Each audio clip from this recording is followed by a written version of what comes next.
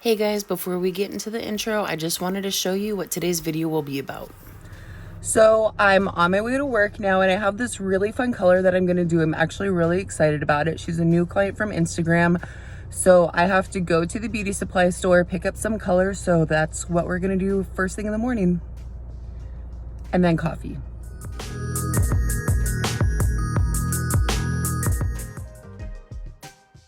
I thought I'd do something a little bit differently today and take you along with me on my drive and on the way to Cosmoprof. Sometimes I think it's interesting to see other stylists and what their area is like and where they live. So this is where I'm from, Washington State. And let me know what you guys think, if you guys are interested in this kind of stuff or you're just like, no, cut the travel out. I don't really care about that. Just get to the hair. Leave it below in the comments if you like going to the beauty supply store, if you like tagging along. Next time, I won't include this if you don't like it, but just wanted to try something new.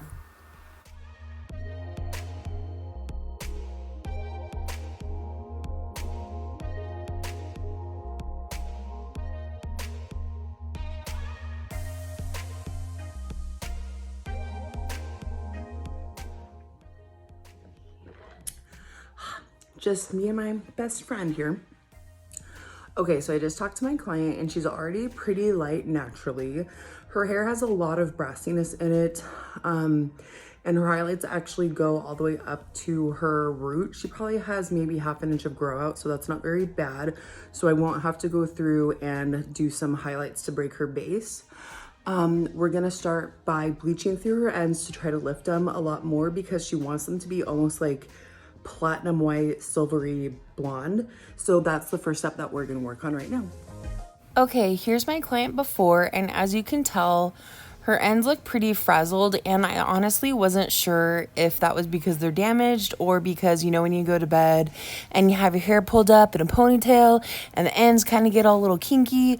So I just told her we'd hold off on doing a little trim towards the end to see if her hair really needed it, because we're trying to preserve as much length as possible. We're going through and we're going to start doing a balayage through all of her hair to lighten her ends up a little bit. And so I'm spraying her hair down so I can get even distribution from the lightener. And then I'm just really trying to be cautious though. I'm going to leave it more open air instead of super insulated because I want to make sure that I can keep an eye on the integrity of her hair because I really don't want it to get damaged. This is the first time I'm doing her hair and I really don't know what the history is exactly of her hair. So I want to make sure that I can keep an eye on it to make sure it doesn't get damaged.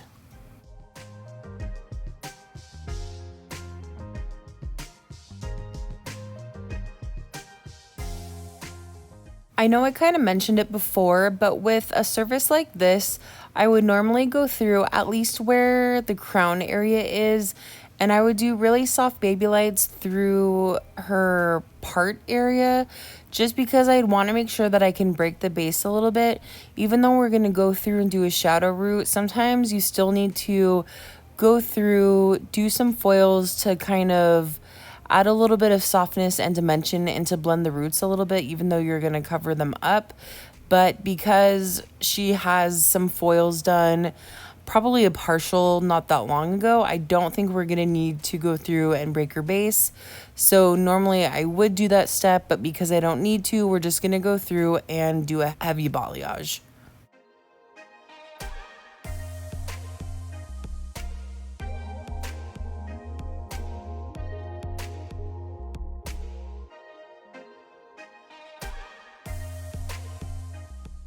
To make sure I have good saturation of the lightener, I like to go through and comb it to make sure it has even distribution. And sometimes when hair is thicker and because I'm doing larger sections, you can get spots sometimes if you're not being cautious. So that's why I like to go through and comb, just because I am doing a little bit larger of a section, and that comes in handy for when you're doing thicker hair too.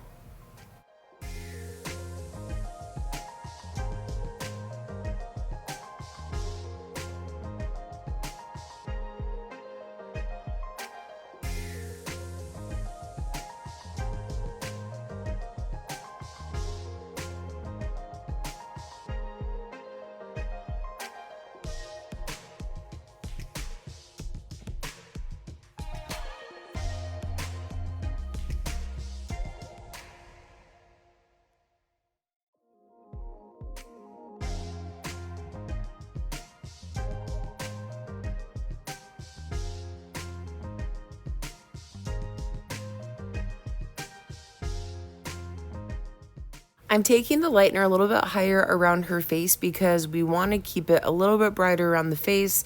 She said she didn't care if she had like any strong money pieces or anything like that, but I still wanted to make sure that we have a little bit more brightness around the face, and then it will kind of naturally drop down a little bit darker towards the back.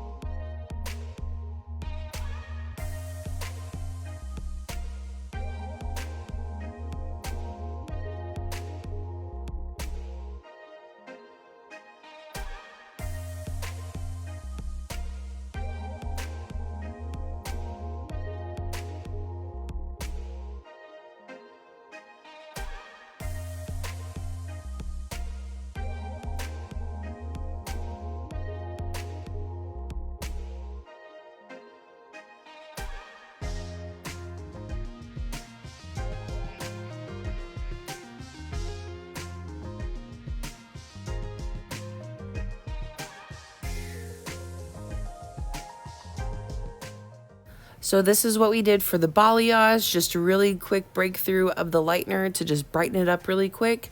And she'll process not too long because she's already really light. We just got to kick through that brassiness.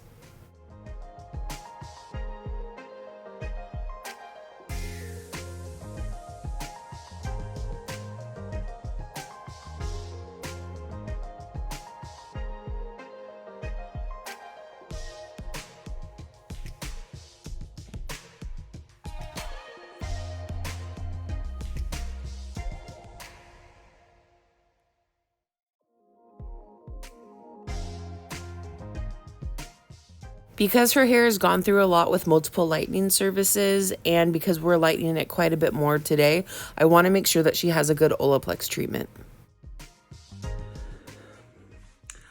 Okay, I just noticed that it looks like a penis on my shirt. Okay, it's like the peace sign or the I love you sign, but I just realized that looks weird, and I just want to let you know it's not a penis. Okay. So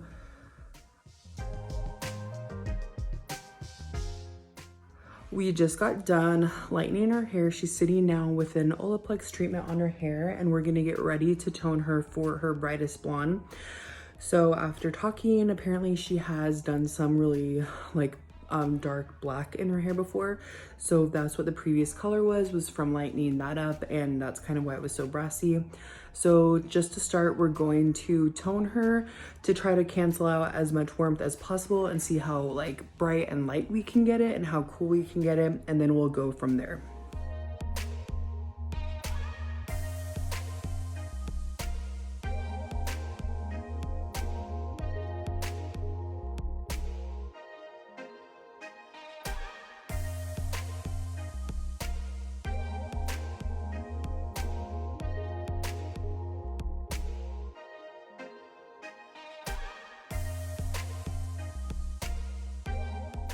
You can see here that her hair is neutralizing and cooling down quite a bit, so this is a great first step for pre-toning her hair.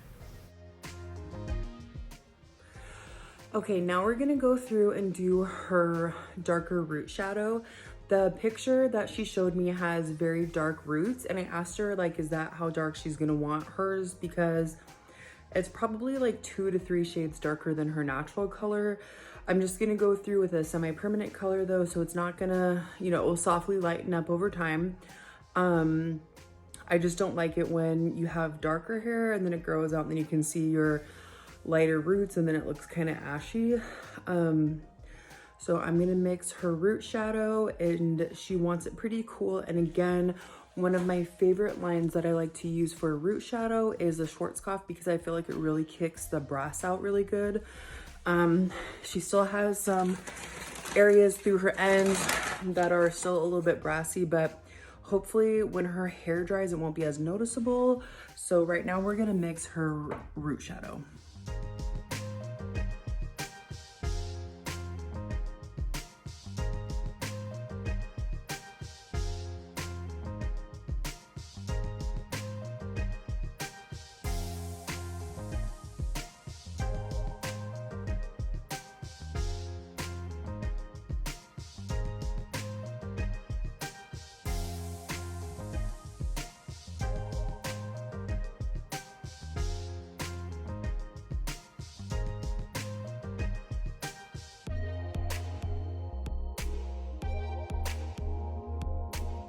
I normally don't start directly at the root, but because she has a lot of natural hair and I want to make sure that this covers really good, I don't want to start at the base of her hairline. I want to start kind of up higher so this starts processing to make sure that we get it as dark as possible, because I don't want it to, like, 15 minutes from now after I'm applying her hair, it kind of dies down. So this is why I'm starting at the top, just right along her hairline and where she parts her hair.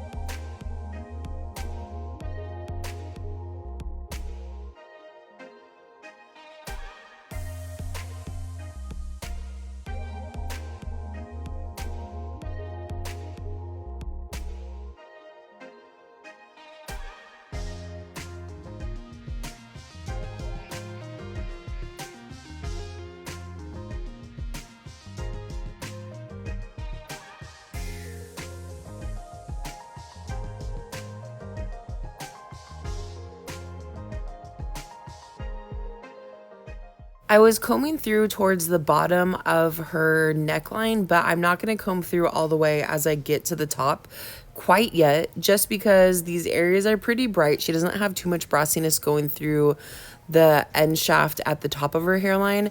So I'm not going to comb through all the way yet, just because I want to make sure that those pieces stay really bright. So once I apply everything through the top of her head, that's when I'll then go through, after I tap her roots around her hairline, then I'll comb through everything at the very, very end. That way this preserves as much brightness as possible.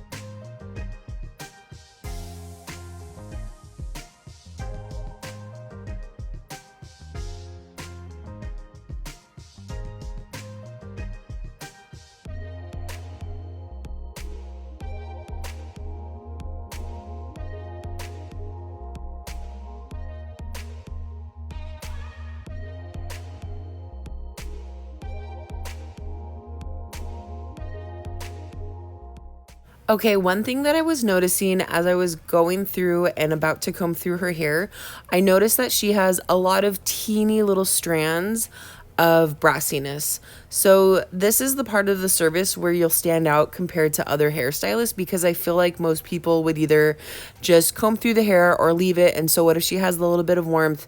But I feel like if I can prevent it from happening, the hair has to process anyways. Why not just go through the rest of her hair, pick through these teeny little strands of warmth, and just kind of saturate it up at the root area? Because in the end, when everything's said and done, all those brassy tones, as much as you can, you'll get rid of them, and she'll have much cooler hair. She won't have as much brassiness going through her ends, and it will look so much better.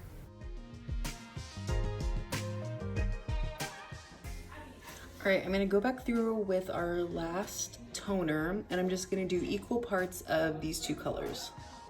You can see here, since we've already pre-toned her hair, that this last toner is actually coming out nice and bright. So that's why it makes such a big difference to pre-tone the hair. Okay, here's her before again, and look at this after. You can see how much brighter it is. It's so much cooler, a lot icier. She was so happy with her hair. That root shadow turned out beautifully. I'm so happy with it. Hey guys, so I just finished my client. She was super excited about her hair. She actually loved it. And both of us were just kind of like, we don't know if we'll be able to get it super cool and icy how she wanted it. So just a breakdown of the service, because she came in with foils that were done not that long ago, we didn't have to go through and break her base at all. So the total cost of the service was $260. We went through, did like a full balayage to lighten up her hair, and then I pre-toned her hair, then did an Olaplex treatment, went through and let the Olaplex sit on her hair as I applied the root shadow. That way it would protect her hair from grabbing too dark if it ended up swiping down too far. We did her root shadow. And then after her root shadow, we went back through, did another Olaplex treatment just to be safe, because she did have some areas where her hair did feel kind of weak. And then we went through and retoned her hair again just to pack in that icy toner to make sure that it was super ashy and cool. And when we were done, she was super happy with her hair, and I was actually really pleased with the way it turned out too. There's still a little bit of areas of warmth that she has, but for the most part, we knocked it all out. That Schwarzkopf toner, I'm telling you guys, is like the best for kicking brass. Thank you guys so much for watching. I appreciate all of you. If you've made it to the end of the video, give it a thumbs up. And if you have any questions, leave it in the comments below.